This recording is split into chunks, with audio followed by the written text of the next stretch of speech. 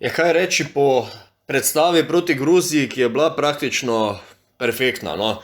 Že selektor Sekulič je dejal, da so fantje praktično v popolnosti izpolnili načrt, ki so si ga zastavili pred srečanjem.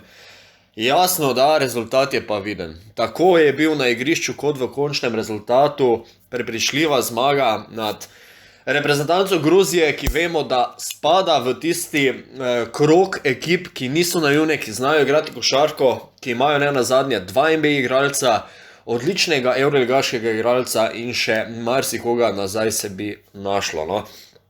Resnično velika spodbuda za naprej.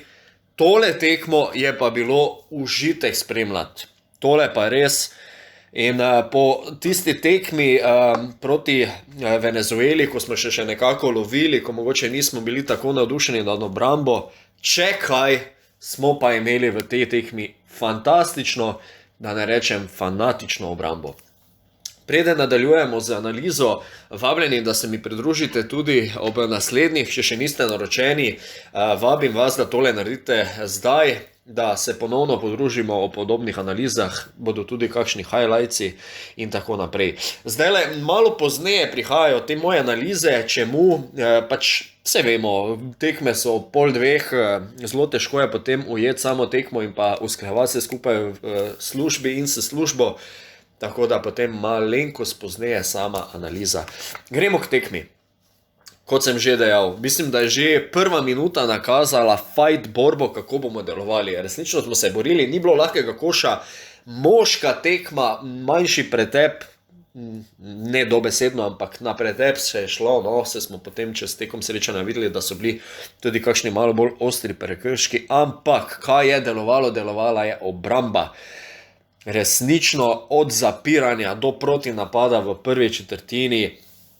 Evo, tu je treba izpostaviti, Slovenija ima letos na prvenstvu delavce. Dejansko ima delavce, jaz tukaj zdaj predvsem gledam na Bineta Prepeliča in pa na Gregorja Hrovata. Z vsem dolžnim spoštovanjem do ostalih, ki imajo svoje druge, z mojega vidika drugačne pomembne vloge, ampak Bine je pokril Šengeljo, paziti to, top 5 evroligaškega igralca svoj čas, ni ga spravil v žep, ampak ga je tako kakovostno pokril, fant je, se pravi, Šengelja je na koncu zbral, se pravi, 9 točk, 4 skoke in 4 asistence v 26 minutah, imel je pa 5 osebnih napak. Na drugi strani Bine Prepelič 3 točke in pa 8 skokov, fant, svaka čast. Ena situacija, ki si me še vtisnila v spomin v prvi četrtini, Samar je odigral takoj že na začetku, naredil en faul, vsi takoj skupaj si dajo roke, čestitajo, odličen faul, kemija, en za drugega, fight, vsi za enega, eden za vse, boste rekli opevana floskula, ampak dejansko, Luka povezuje igralce, ste opazili mogoče koliko govori na terenu, koliko jih spodbuja, high five, ono tisto tretjo daje na svete. Pismo jih je užite gledati. Na koncu prva četrtina celo pripade Gruziji, kljub temu, da je Luka odlično začel srečanje, smo celo vmes povedali, ampak nema veze. Ena zanimivost še tukaj takoj, Vova Vojisa, se pravi Vladimir Vojisa je v bistvu direktor reprezentanc Gruzije, stari znanec tivolskega parketa, ljubljanskih parketov. Njegov sin Liam Vojisa pa v bistvu je letos branil barve ene izmed mlajših kategorij slovenske reprezentance. Zdaj Vojisa je reden gost trgovine, v kateri sam delam, res prijazen fant, nijamo kaj reči, vedno se lahko kaj pogovorimo z njih, obvlada slovenščino, res zanimiv fant, tako da, evo en tak intermezzo, no. V glavnem, v drugi četrtini smo že nekoliko postavili stvari na svoje mesto, obramba se je nadaljevala odlično, res mi je bilo všeč, kako igrajo, kakšen je bil pretok žoge, prava, kot sem že prej dejal, moška košarka se je igrala, v tem delu recimo Klemen Prepelič je dosegal 7 zaporednih pik, tu nas je dvignil, sem si še pa nekaj vtisnil spomin, v bistvu si tekom srečanja delam zapiske, no evo in zdaj kot enega da preberem. Kje pobira skoke Luka Dončić? Dončić jih je se pravi, na te tekmi pobral 10. Majstore pobira žoge ob obroču, resnično ne pusti tukaj, da mu kdo vzame v obrambi. poleg vsega ostalega me tudi to navdušuje pri Luki, no, da tako rečem, kaj pa človeka ne navdušuje pri Luki. V bistvu je en pogovor potekal sredi tekme med mano in pa Maticem Preveličem, bratom in bratom Klemna, bratrancem Bineta, in pravi, ni čudno, da je Luka tako dober, pa mi pošle joystick od PlayStationa, pa sliko ustavljeno na Dončiću. Zraven pripis, pa Luka ne igra košarke, Luka je košarka. Ja, dejansko, kakšnega igralca imamo mi, ne? Ja, gremo naprej. Tretja četrtina. Čas tekme, ko nam je zaledenela kri, Jaka Blažič. To je bil tako nevaren padec, udarec, kakorkoli. V bistvu, če kdo ni videl, kot da se je pod Turško usedel pod košem, pač to je bila posledica neke obrambne situacije, kjer je Blažo padel na tla. In potem eden izmed igralcev Gruzije pade direkt na njegov hrbet z višine. Treba je vedeti, da je Blažič dal ravno operacijo hrbta mimo, izgubil skoraj celotno sezono zaradi tega. Seveda ni nadaljeval srečanja. Zdaj zadnje novice so spodbudne, ne gre za težjo poškodbo, bodo ga seveda opazovali. Ne pričakujem, da bo proti Zelenorskim otokom v postavi, niti ne spodbujam tega. Naj ima fant počitek, ne naredi terapije, ne vem karkoli, dajte ga zrihtati lepo, prosim, takega fajtera rabi ne samo Slovenija, nego vsaka ekipa. Tako da tule smo se res ustrašili, no vsaj jaz osebno, ni izgledalo lepo. Tukaj mogoče tudi sem opazil, da je Luka malenkost pretiraval s samostojnimi akcijami, trudil se je, mogoče kakšna neuspešna, ampak dobro, no vsaj kapetan, najboljši igralec, lahko si vzame tudi malo svojega prostora, ne.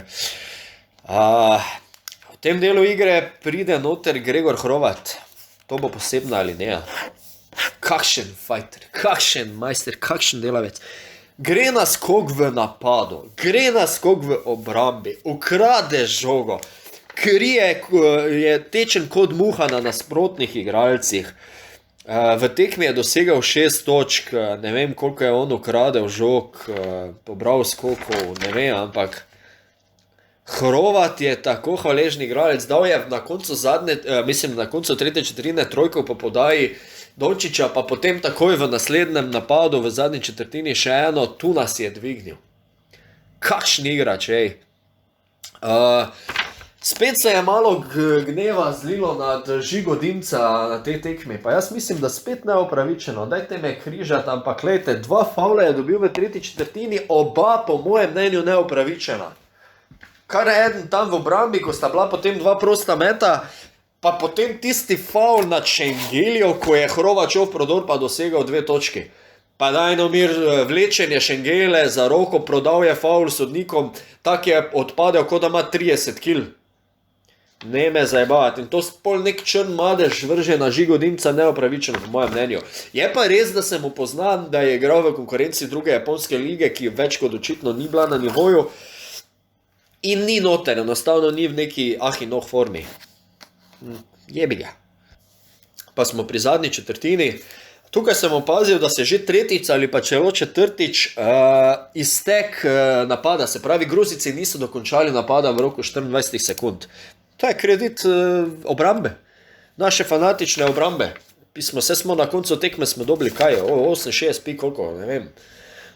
Mislim, tole je bilo res fantastično in to je res eden element, na katerem lahko tukaj gradimo. Od prve minute dalje smo fajteli, resnično, no.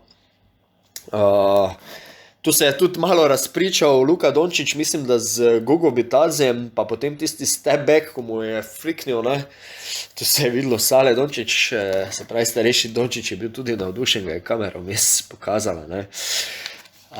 Zdajle, če sem že omenil obrambo Bineta nad Šengelijo, tukaj še dam kredit Čebaško, kakorkoli. Fant je tudi dobro na tem mestu ustavljal Šengelijo v pomoči, dosti je bilo prevzemanja, govorenja, prevzemanja v obrambi. Tako da, evo, še ena pohvala več, more biti, enostavno more biti. Tudi Gregor Glas je prišel v igro, na koncu celo zaključil tekmo z zabijanjem. Mislim, da smo zdaj res vse imeli na tekmi, ki so igrali, tako da super, evo. Prepelice v tem delu tekme zelo trudil, kakšna napaka preveč se mu je pripetila, ampak to je vse v žaru borbe, ne. Še en velik kredit, strokovni štab, odlična priprava na tekmo, fenomenalna. Gruzijci niso v nobenem delu igre prišli do svoje igre. V marsičem smo jih omejili, tukaj je resnično pohvala od kondicijskega trenera, ki je, fanti garajo v obrambi, to je potrebno veliko energije, to je potrebna pripravljenost, do taktične, čitanje akcij v napadu, v obrambi. Vse je bila neka situacija, kjer je narisal, kjer smo izdelali akcijo iz spoda, izpod koša, podvaja ven na Prepeliča, trica in si vidim, da si Sekulič pa Damjanović si data roke, se pravi očitno Damjanovićova ideja, pohvala glavnega trenerja, pa to je sodelovanje. Sliši se Basina non-stop, kako govori, Mihevca mogoče malo manj vidimo, ampak glejte, to je vse pohvala za takšno res čista petka za tole tekmo, ali pa 10, če hočete, evo. Zdaj jaz ne bi delal, sliši se, da ful delam euforijo, ker me je malo zaneslo, ker sem bil resnično navdušen nad košarko naše reprezentance, ampak ne bi je delal, ne bi je želel preveč delati. Tekma z Zelenordskimi otoki še pride, čista zmaga, nič drugega ne smemo pričakovati, pol pa vemo, da se komaj glavni del za nas začne. Ampak do takrat je še daleč, tekmo po tekmo, kot je že marsikdo pred mano povedal, pa bomo videli, kam nam to pripelje, ampak tale tekma resnično me je navdala z optimizmom, kako lepo smo igrali. Dajmo se še malo dotakniti statistike, torej Luka 34 točk, 10 skokov, 6 asistenc v 32 minutah, o Luki ne bomo zapravljali besed, on je majstore. Prepelič 15, Zoki Dragič 12 pik, končno mu je nekaj padlo noter, Miha Tobi 8 pik, 6 skokov, Blažič in Hrovat 6 točk, Bine Prepelič 3 točke, 8 skokov, Nikolič 2 točki, 4 skoki, 4 asistence, Glas 2 točki, Čeba 3 skoke, Dimec skok, statistika Žiga Samanja mislim, da prazna, ampak nema veze. To je to, bravo Slovenija. Blažo, prosim te, pozdravi se, če ste me danes spremljali, najlepša hvala, če ste me do zdaj spremljali, še večja hvala, če še me niste, če ste tukaj vnovič, prvič, kakorkoli, vabljeni, da se naročite, da skupaj pokomentiramo naslednje tekme, vaš prostor je spodaj pod komentarji. Hvala lepa, srečno Slovenija, srečno vsi ostali, se slišimo do naslednjič, lep pozdrav!